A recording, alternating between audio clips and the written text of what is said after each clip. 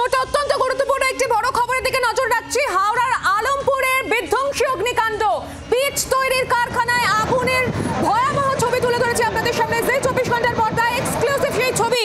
হাওড়ার আলমপুরে অগ্নিকাণ্ডের ঘটনা, বিধ্বংসী অগ্নিকাণ্ডের ছবি আপনাদের সামনে এই মুহূর্তে তুলে ধরেছি। স্থানীয়রা আগুন নিয়ন্ত্রণে আনার চেষ্টা চালিয়ে যাচ্ছে। কালো ধোঁয়ায় ঢেকে গিয়েছে চারদিক। পিচ তৈরির কারখানায় অগ্নিকাণ্ডের ঘটনা, হাওড়ার আলমপুরে বিধ্বংসী অগ্নিকাণ্ড। কালো ধোঁয়ায় ঢেকে যায় চারদিক। স্থানীয়রা আগুন নিয়ন্ত্রণে আনার জন্য অনবরত চেষ্টা চালিয়ে যাচ্ছেন। বিস্তারিত জানবো এই নিয়ে। আমার সঙ্গে রয়েছেন প্রতিনিধি দেবব্রত ঘোষ। দেবব্রত, কি জানা যাচ্ছে? দেখো, কিছুক্ষণ আগে এই অগ্নিকাণ্ডের ঘটনা ঘটে, একেবারে বিধ্বংসী অগ্নিকাণ্ডের ঘটনা।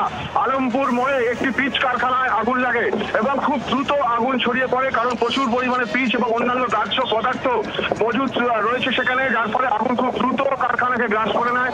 আশেপাশে কারখানা রয়েছে, সেখানে ছড়িয়ে পড়ার আগুন ছড়িয়ে পড়ার যথেষ্টই সম্ভাবনা রয়েছে। তবে ঠিক কি কারণে এই অগ্নিকাণ্ডের ঘটনা তা এখনো পর্যন্ত পরিষ্কার নয়। প্রথমে দমকলে 2টি ইঞ্জিন এবং আরো 2টি ইঞ্জিন, অর্থাৎ 4টি ইঞ্জিন এই মুহূর্তে ঘটনাস্থলে কাজ করছে। আরো বেশ কয়েকটি ইঞ্জিন ঘটনাস্থলে আসছে, এমনটাই আমরা দমকল সূত্রে জানতে পারছি।